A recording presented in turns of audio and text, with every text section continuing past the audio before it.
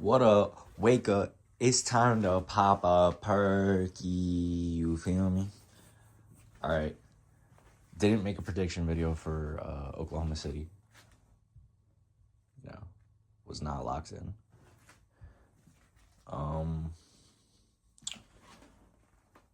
And I went 8-4. I haven't had a losing record in forever, bro. That's low-key not hard to do because how many favorites there are usually, but still, it's aura. Respect it. All right, let's jump in. Anna Melisano versus Dion Barbosa. Barbosa. I mean, this was a pretty easy fight for her. Barbosa, really good takedown. Good progressions on the ground. She almost had a crank. But Melisano did a good job getting out of it. And then as Melisano was getting up, she was able to get around the back and get the choke in for the submission. Relatively easy fight for Barbosa, it seemed like. So, hey, good for him. All right, next we got RJ Harris versus Alvin Hines. RJ Harris, I guess. Insane tan, first of all. And I mean, really, nothing was going on. There's shots thrown and stuff. Good straight from Harris. Hurts Hines clearly. And then he gets him with the uppercut. Lifts him off of his feet for a second, midair. And just fucks him. Rapes that boy's ass and it's over. Next is Alvin Correa versus Stuart Nickel. Stuart Nickel is so tiny. Like, he actually is too tiny for flyweight somehow. They need to make a men's strawweight. Yeah, no, he had these good takedowns and stuff all fight. He never did any damage on him. That's really why he didn't win a round or didn't deserve to.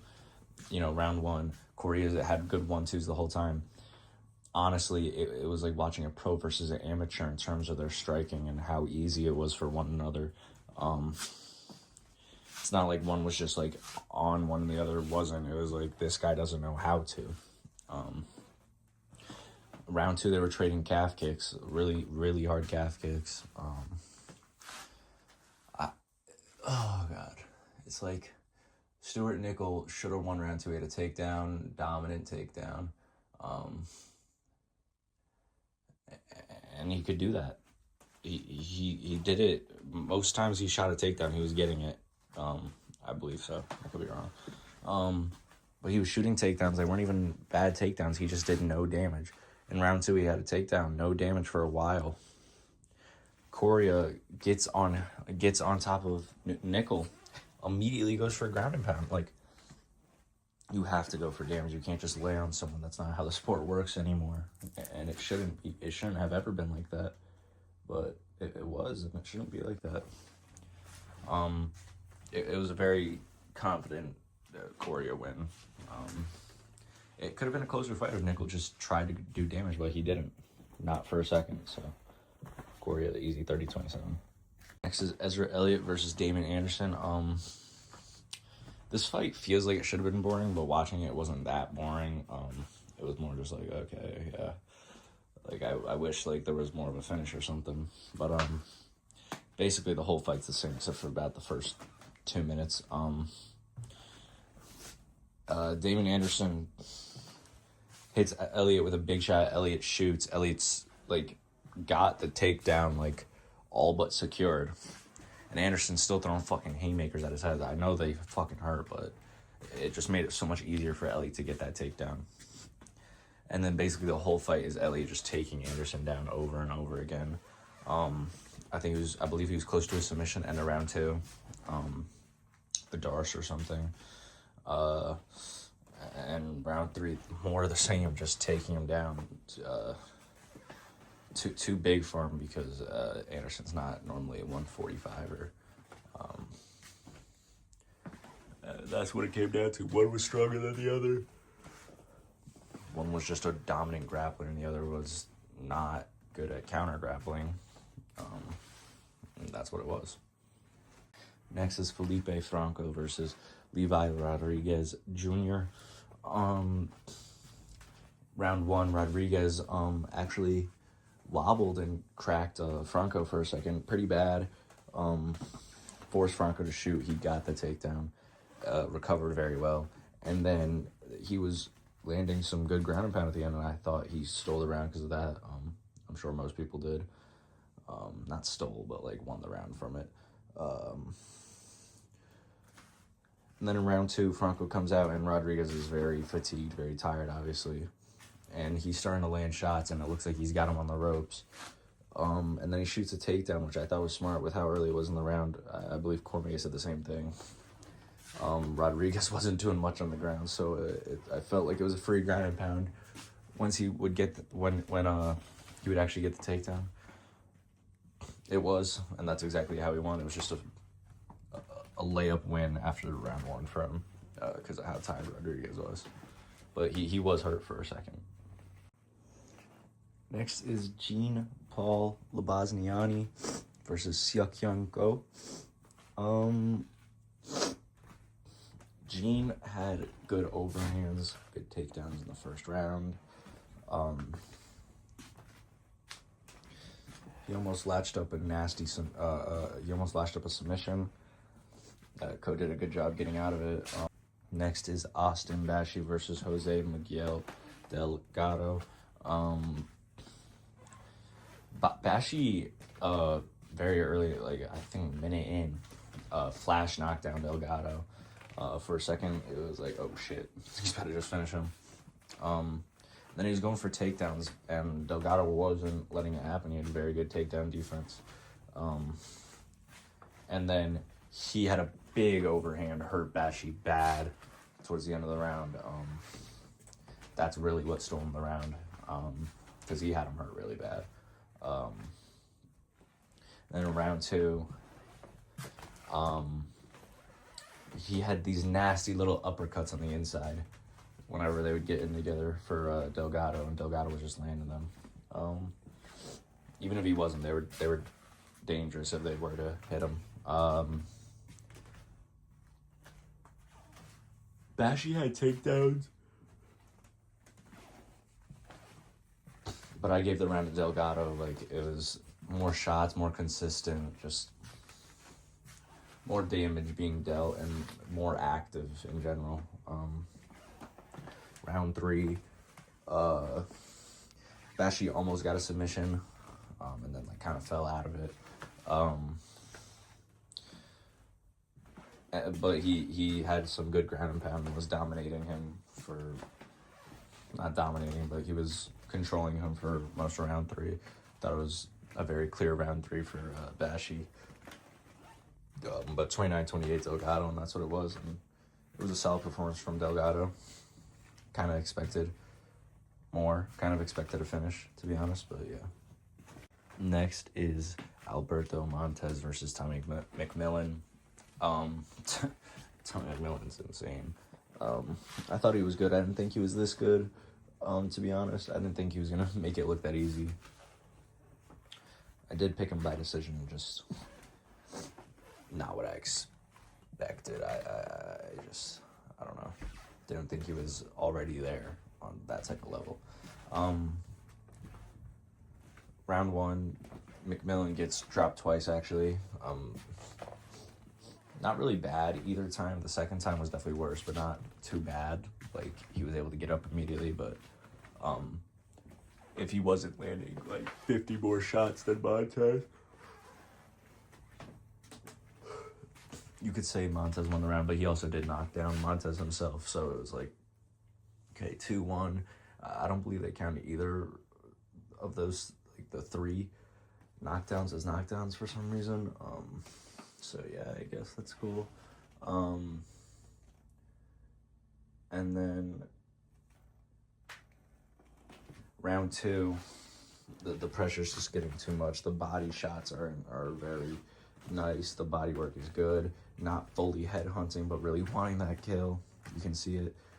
The 1, 2, 3 knee grabbing the back of your neck at 6 foot in featherweight against a 5'7" opponent. I mean, perfect, beautiful.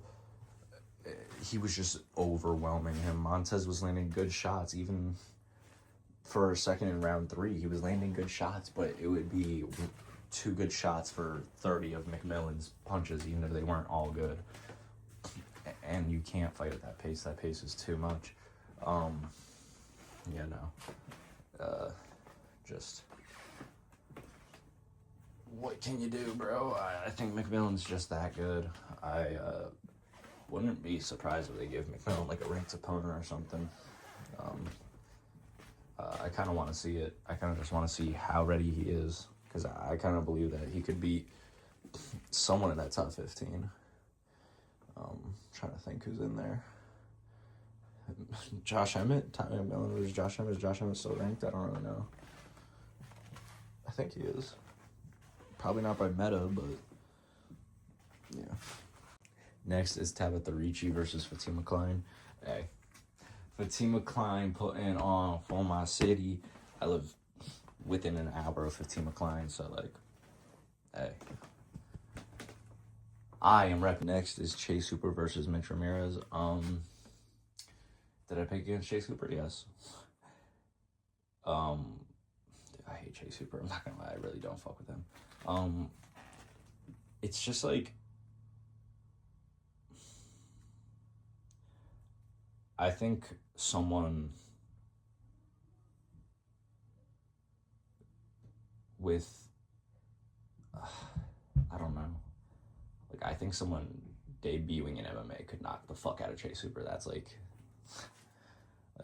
a professional debut. Like, they could knock the fuck out of Chase Hooper. It's just like, he has no idea what he's doing on the feet. Like, he's good when he's on the ground, but he has no idea what he's doing on the feet. It's like, God, he could just get knocked out whenever, and like, he should be. But it's whatever. He had a good takedown and then tripped him to make sure the takedown was solidified. Got on his back fairly easy. The body triangle was nasty. He was like getting on his back, getting on mount, and hit, like, just switching if he wanted to. Disgusting.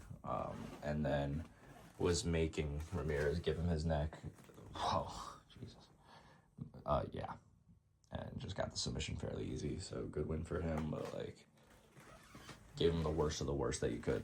Like, CP Moggs Chase Hooper. That's why he knocks him out, not submits him.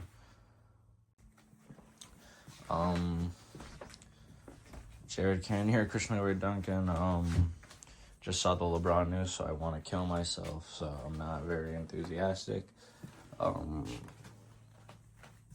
Duncan spinning elbows were a huge problem the whole fight. Spinning everything was a huge problem. The Beyblade ad boy.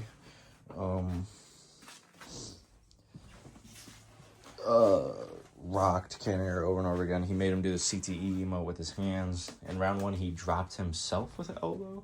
Cannonier got a takedown. Then in round 2, Cannonier was getting takedowns, but Duncan barely landed, but he was hurting him so bad every time he did land. He won the round. And then round 3, Cannonier was literally in survival mode. He wasn't even trying to win the round. Like, he was just trying to not get knocked out. Respect to him because he's strong as fuck, and he should retire soon. I'd say if he ever like gets out of the rankings, that's when you call it, or next win, because he's like 41, 42. He might need to keep. I don't know. I just like Cannonier. I don't really want to see him keep fighting. He doesn't need to. All right, and lastly we have Dricus du Plessis versus Kamaru Usman. I didn't get to make my prediction video, so I don't get to look like I'm smart. But I had picked DDP by round 3 submission. I was thinking like Adesanya type thing maybe, but also just because he's bigger than Usman, that could happen. But no, he kept it on the feet the whole time for himself. Usman tried to get him down sometimes. Didn't really work at all. But what I was saying before the fight, or what I was thinking to myself, I was like, Hamzat and Usman had a close like wrestling, but Hamza and Usman are like wrestling with each other. They're not really throwing hands that much. Like they were wrestling a lot. And the wrestling was a problem for DDP because his wrestling's not that good, but also because of how big Hamzat is. I didn't think Usman's wrestling could translate against DDP like Hamzat's did against DDP because of how much smaller he is than DDP, and that really showed during this fight. So I'm low-key smart as fuck for saying that. Yeah, round 1 wobbled instantly. The jabs wobbling, big meaty hooks wobbling, even though they're like actually like kind of like good form. I don't understand how he throws it bad but good. And then he instantly gets the range down. That was really impressive. Like he was in the perfect range the whole fight and found it instantly within 30 seconds of the fight. He's such a problem. I want to see him versus Strickland. Basically, round 1, 2, and 4, it's just him wobbling, especially round 2. Round 2's a 10-8, honestly. Like, in my opinion, this was a 48-46. 48-46 or 49-45. I thought Usman won round 5, obviously, and I thought he edged out round 3 personally. Maybe I should rewatch, but round 1, 2, 4, obvious DDP, and round 2, in my opinion, was a 10-8. I mean, he just kept rocking him over and over. Usman tried to shoot takedowns, and they were just weak. Not a lot of energy. Like, I don't think he ever got, like, a real takedown because he was wobbled so early. He should definitely go down to welterweight. Middleweight has nothing good for him. It's only problems. Like, even against someone like Joe Pyfer, I feel like Joe Pyfer would just knock him the fuck out, like, bad, just end his career. So he should definitely go down to welterweight and fight, like, Gabriel Bonfim. Like, that is a guy I think Usman could be at welterweight still. But no, DDP just rocking him the whole time. Good takedown defense whenever Usman tried, but it seemed like Usman just had no energy to even shoot, like, a good takedown. I don't think he landed a single one. If he did, DDP got back up immediately.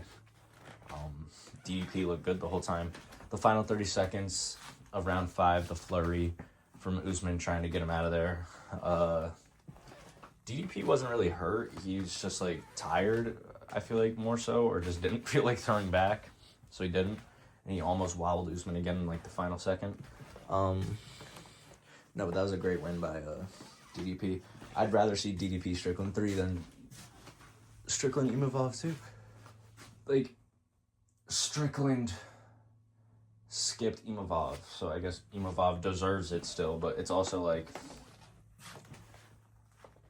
you lost to Strickland already.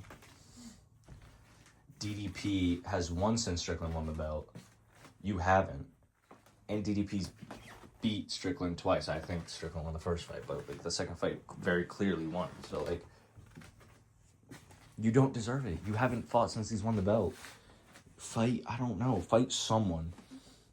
Fight Joe Pyfer. Fight Brendan Allen. Someone new that you haven't already beat. Like, don't fight Baralho again. Like, fuck Baralho. Do something. Like, I feel like you don't deserve it. You don't do shit. Alright. I'm about to make my prediction video for UFC Abu or is this Abu Dhabi? This is Abu Dhabi, right? Yeah. Yep. Right after this, so yeah, I'll see y'all. Hey, go to sleep. Perky's done. Alright.